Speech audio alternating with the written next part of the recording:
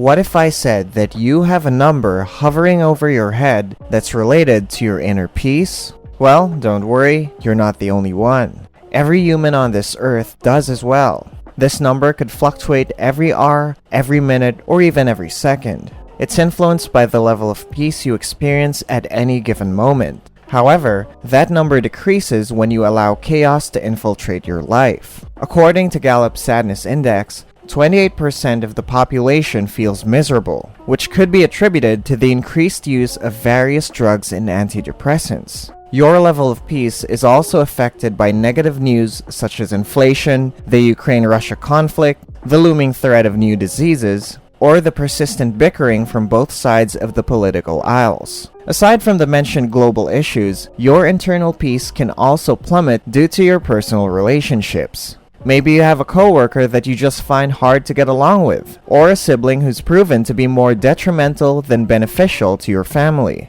That number over your head can shoot down, especially when global and local stresses are combined. So now, you're probably curious as to how you can find out what number you have over your head, or how to calculate that number. In his latest book, speaker and author Jeremie Kubicek finds that number through what he calls the Peace Index. Kubicek specifies how one can determine their inner peace index based on 5 areas, namely purpose, people, personal health, provision, and place. These factors allow anyone to be more self-aware and determine what areas in life they need improvement on to increase their inner peace and decrease the chaos they experience. You now have the chance to see your peace index number by following Kubicek's method.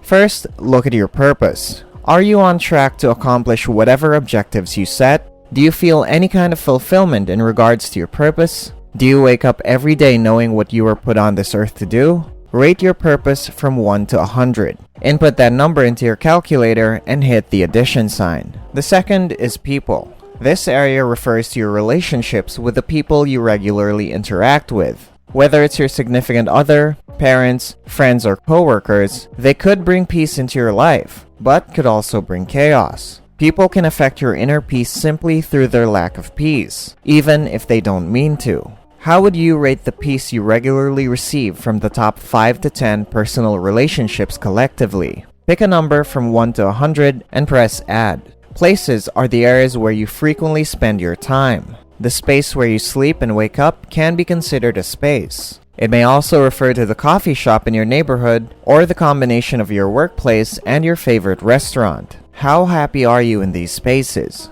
Would you consider these places a positive environment? Choose a number between 1 and 100 and press the Add button.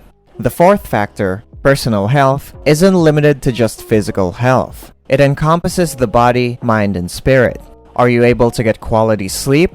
Is your mental health intact? Are you able to do normal things like walk or bend down with little to no issues? The spiritual aspect cannot be removed from the physical or the mental. All are associated with each other. Evaluate your mental, physical, and spiritual health and give yourself a number and press the Add button.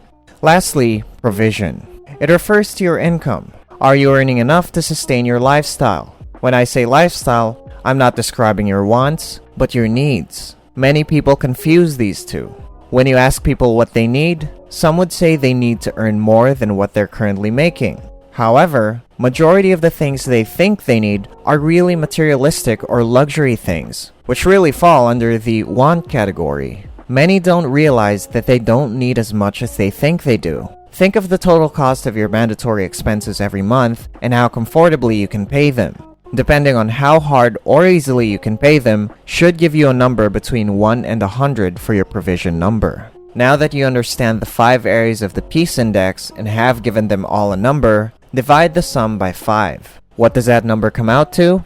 Well, that's your overall peace index, the number over your head, your level of peace. Some people have been as high as 95, while others haven't even gotten near that figure. Regardless of what number you have, it's an indicator of what you're going through in your life. Just remember that your peace index is completely subjective. Your 90 can be someone else's 75. Imagine a world where people blurt out their peace index instead of answering, "I'm good," every time someone asks them how they're doing. Look at your 5 areas again and take a look at the one with the lowest rating. This circle will require you to come up with a peace plan in an effort to increase its number and ultimately increase your inner peace. Meanwhile, the driver is the area with the highest number. Be aware that if your driver plummets, so do all the rest of the areas. For example, say you're working a prestigious job that pays well, but you later realize it doesn't necessarily align with the purpose you set for yourself. In turn, you notice that your happiness is dwindling and your peace is slowly going downhill. So you decide to resign and make a career change in hopes of improving your peace index.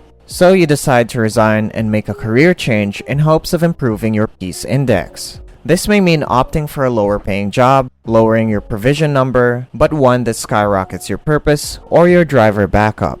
At any given moment, you'll find that at least one of the 5 areas needs more improvement than the others. It's very rare to find someone with high scores in all areas, so don't get too hard on yourself if that's the case at any moment. Allowing chaos to conquer any aspect of your life results in your peace index score diminishing. Everyone wants inner peace, and we could go as far as saying we'd all love world peace. World peace is the result of everyone at peace and that level of peace spreading, creating individuals that are intentional about improving their peace index score. This creates people who can keep their inner peace even when outside chaos is present, and you can do the same. Kubicek also devised a method for keeping your inner peace and preventing chaos from infiltrating your mind. Every morning, you'd like to perform what he calls a call-up session. In this first step, you remind yourself of who you truly are. This is where you identify your strengths and weaknesses. It's like you're preparing your mind for whatever may come, so that when chaos attempts to harm your peace, you won't have to worry as much since you're more mentally prepared. The second step is to simply seek out people of peace and derive inspiration from them. It's like that cliche saying, you become a reflection of the people you surround yourself with. Make a conscious effort to surround yourself with positive people, and cut ties or give less energy to the people who bring chaos to your life and who lower your inner peace. Before the day concludes, reflect on what you're grateful for. Set an alarm, and once it rings, think of what you're grateful for and express why you're grateful for them. It could be anything from being grateful for having access to food every day to appreciating the view you have from your bedroom window. After your gratitude, identify what arose during the day where you weren't at peace. Did a problem arise because of something internal or external? What felt wrong? Also, don't be embarrassed to resolve problems. Don't hesitate to resolve problems with that person you haven't been seeing eye to eye with. Doing this will unburden you of thoughts associated with a problem, which will reduce the chaos in your life and increase your inner peace. However, not every problem you face can be solved just like that. Some will make it past your filtering system, which is where the third step comes in, called the rest in peace sleep. At this stage, you create a theme or a tagline out of that problem. Let's say you had a heated confrontation with a coworker that ended without a resolution. You can come up with a theme, bring it. Should they confront you again, then let them bring it. You can keep chaos out, or at least control it better by implementing these methods into your daily life. By simply knowing what your peace index score is at any given time, you can better deal with chaos and take the proper steps to improve your inner peace. Make it a habit to manage your emotions so others around you won't have to. That's the concept of the peace index. Getting a full grasp of the peace index concept means that you can help others be at peace as well. Achieving world peace is without a doubt a tall order, but spreading peace may just be the right step. This is our interpretation of the peace index. So, if you'd like a more in-depth explanation from the man himself, we suggest you check out Jeremie Kubicek's book, The Peace Index, on Amazon or any other major book distributing platforms. And also, if you enjoyed this video, feel free to hit the like button and subscribe to the channel so you can watch more motivating and educational content that will help you succeed in the modern world we live in. Thank you, and have a blessed day.